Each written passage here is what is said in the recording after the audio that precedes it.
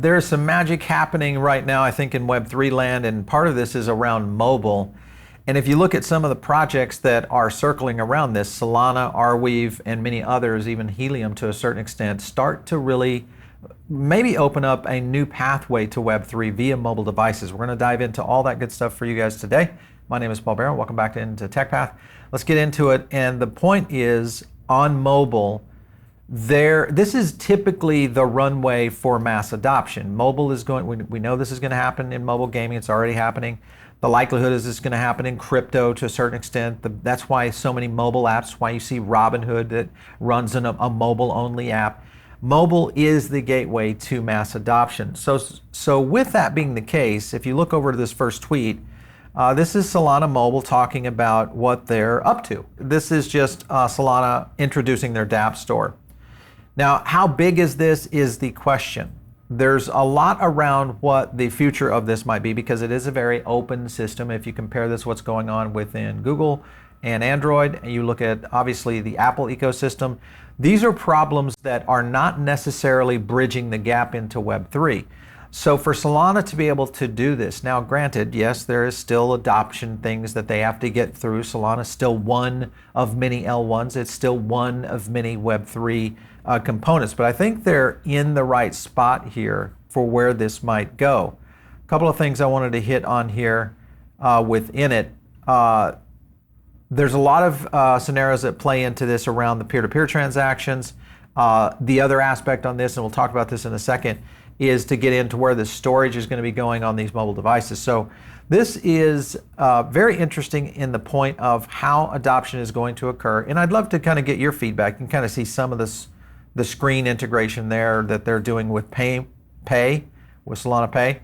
And this is, I think this is one of the things that will be the breakouts, is whether or not we'll see more and more mobile use cases as we see more adoption in this more open ecosystem. And the key for all of that is going to be dApps. So the dApp store, good move on Solana Spot. I think getting this launched is a big deal. Here was another tweet. Wait a minute, this is a big moment. Staking dApps, DeFi web apps perform like native apps. This is a big moment. Very interesting around what they were doing. Kind of cool stuff. I like it. The other aspect is, many people will ask, is the phone itself. If you look at the adoption curve of the iPhone, or you even look at maybe more compared to the Nothing phone, because they were more of, hey, let's start from zero and see where it takes us. Now Web3 is another subset of the market, and you apply Web3 to a mobile device and now you have even a more subset. Now we're very early stage here, guys, so that I think is the question. This story was kind of tuning into that. Was the Solana phone a great idea?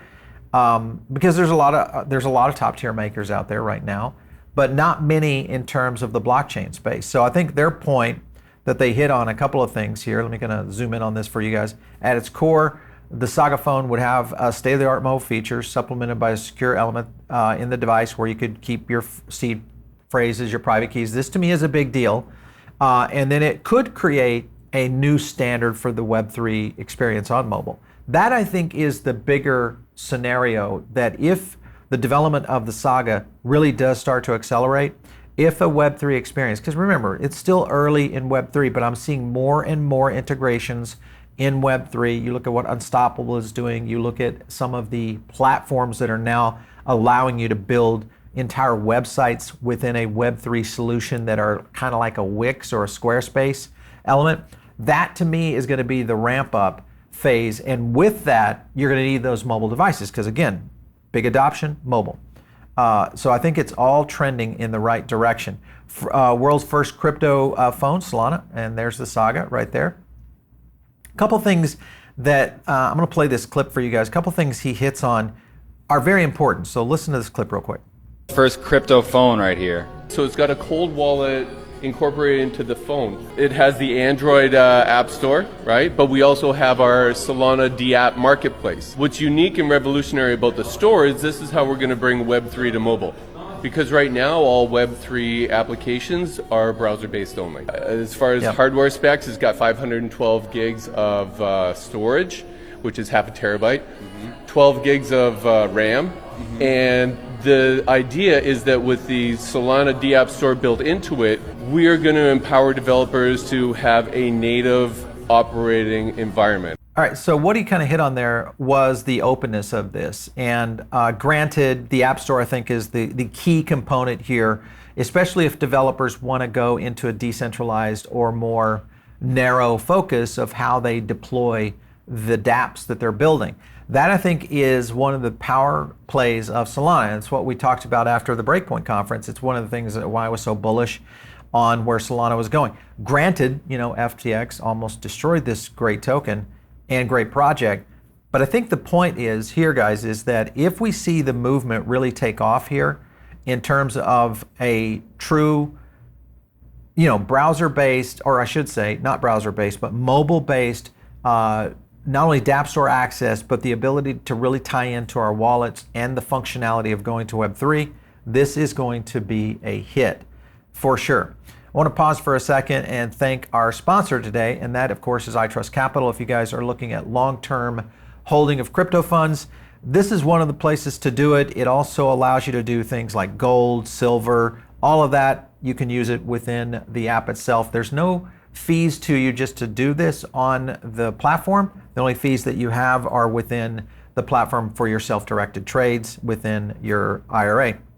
So check it out. You can transfer your existing IRA, start a new one. You can do some rollovers on your 401k or your TSPs. So there's a lot of flexibility, and they do a great job on educating you on all that stuff. Just use our link below for a $100 funding reward.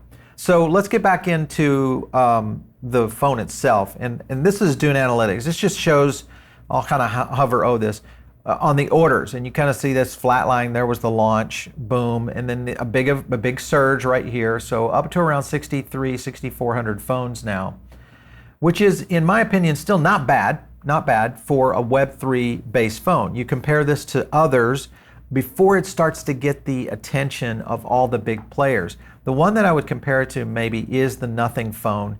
This is the Nothing phone, which is sold over, now this isn't 1 million phones. This is all their goods overall, because they've got you can kind of see the little AirPod kind of scenario right there, which I love, these little gadgets. I have a friend of mine who has this very setup. And one thing that they're doing on the Nothing phone, the phone 1 is shipping 500,000 units. So that to me is the big question. Let me kind of zoom in on that for you guys watching this in the side chart. To me, that is kind of the holy grail. Now, could Solana get to 100,000? Could the Saga get to 250,000? Once we see those kind of numbers, now I think we're looking at potential real acceleration on mass adoption. Believe me, if that gets to the point of that level, trust me, Solana will be flying. So be on the lookout for that. Just to give you a scope of the overall smartphone and mobile phone market. Look at this. This is insane. The numbers. These are the number in billions of where we are on smartphones versus mobile. 7.3 billion by 2025, 24, 7.13. Literally every person on the planet is going to have these. So the key here is breakthrough on how crypto and Web3 adoption will occur. Gaming is going to be a part of this. We're also going to see this in entertainment. A lot of different areas that I think we'll see that early curve, which is usually 2 to 5% of the overall market. So if you can imagine what that might look like at 7 billion smartphone holders today, if you had 2 to 5% of that, that's a market that would be astronomical. And of course, it would be led out by Web3 in a lot of these projects. Now, the other thing that plays into this is, remember, the secret to Apple's success was really driven around not only the App Store, but also their in real life stores. So you've got Solana Spaces. Could it be a good thing for Solana Spaces kind of plugging into? I still think Solana Spaces is a good idea. And I'm very intrigued with what that potential is, of where it could go, especially when you look at the history. This was just a quick article on the success of Apple's retail stores. This is obviously one of their strong points, other than the App Store itself, but the ecosystem that they've built around the retail stores. And one of the things that they've done a really good job around is this number 3, focus on customer experience. And this is something that Tim Cook said. I'm not even sure the store is the right word anymore, because he's really about the experience itself. I think everybody would agree that that is the case. All right, so one of the other things that could play into this is, who are the other players that could play into the future of the device. Just think about devices, and of course the one that you're probably going to reference is going to be Ledger. I had Mark Yusko on the other day. Let me play this clip from him because I thought he said something here. I don't know if it was alpha, if he knows something. Remember, he's an investor in Ledger, but let me play this clip for you guys. Hey guys, another portfolio company. I hate to keep plugging portfolio companies, but you're and this was not rehearsed. You're just setting me up. Ledger, Yep. right? Ledger has announced the Stacks, and the Stacks product is beautiful. Mm-hmm. It's elegant. It has functionality that is kind of next level. Now, the one that's coming out after the Stacks is even better. But the Stacks is going to onboard a lot of people. I mean, today Ledger holds 20% of crypto. I mean, it's an unbelievable stat. That's insane. And look, here's the thing.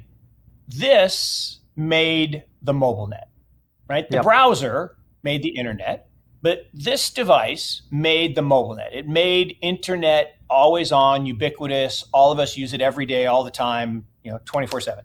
Well, not when we're sleeping, but so 16/7. Is that good?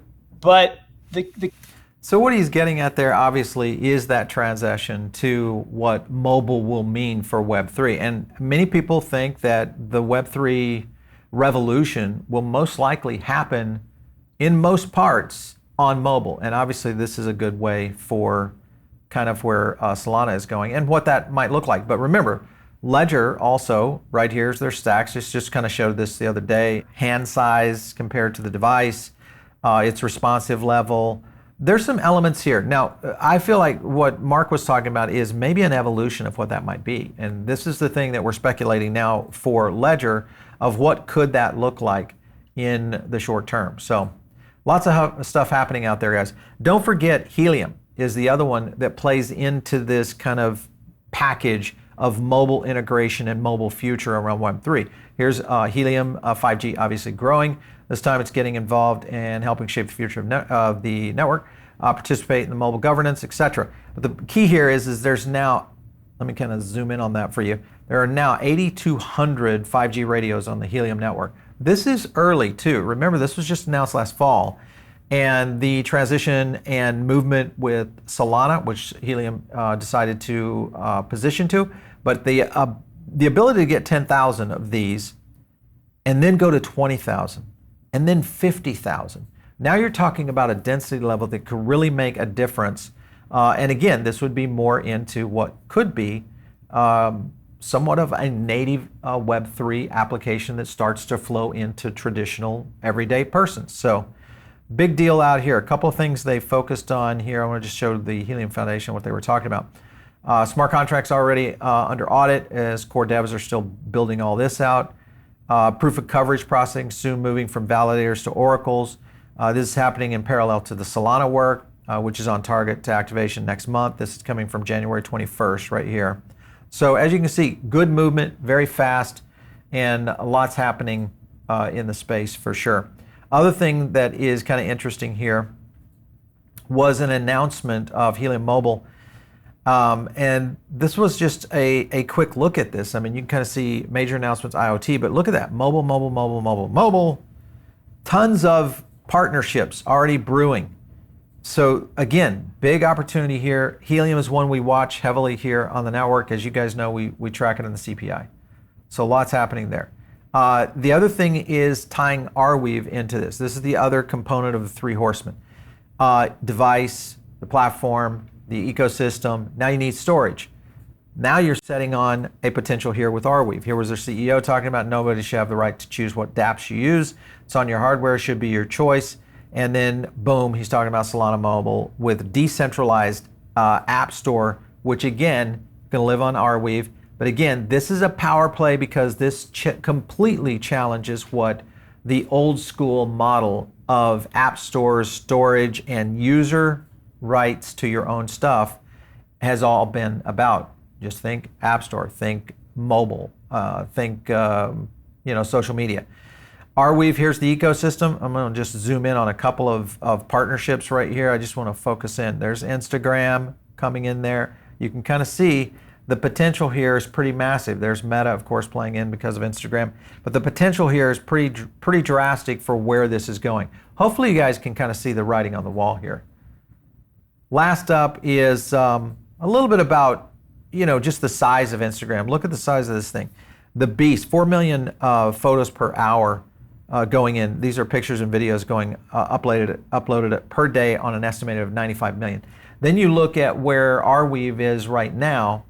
This is where Arweave is right now. This is terabytes, guys. 118 terabytes right now, and big growth obviously since May of 21. Here was August when Arweave kind of hit the grain, and we started seeing a lot more of it. But this is going to blow up. And the key there is, remember, adoption. You need the network infrastructure, you need the devices, you need the dApps that are going to build out that Web3 ecosystem. The next component will be storage. This is the thing that made AWS and Amazon one of the biggest companies out there. In fact, I think it might be in the top 3 companies if it were to separate from Amazon in terms of AWS. So you can kind of see the writing is on the wall. Apple reportedly storing over 8 million terabytes of iCloud data right now on Google storage. That's the size of market we're talking about. So again, go look back at the projects that we just mentioned. Solana, Helium, Arweave. All of these mobile devices and others as we see more of the dApps that will start to build into this, because many of those will also have a very similar run on where this is going. Lots happening in the space out there, guys, for sure. If you're not listening in to our YouTube channel or watching our YouTube channel, make sure and join us over here. Just search Paul Barron Network, you'll find us there. And if you're not joined in onto the Diamond Circle, get in. It's free. We've ramped it up. It's got a lot more benefits and features, which is one of the big things that we've been trying to improve on. It has happened. It has moved over to Substack, but you can still go to paulbarronnetwork.com. That's how you can, kind of plug into this. But a lot of that core material will be on there in our Substack, which is just pbn3.substack. You'll find it there. And there's links on our website as well. But check out the links to that, because it's going to give you a whole new array of content over in the Diamond Circle, and it's free. The other thing, if you guys want to reach me, it is out there on Twitter @Paul Barron. We'll catch you next time right here on TechPath.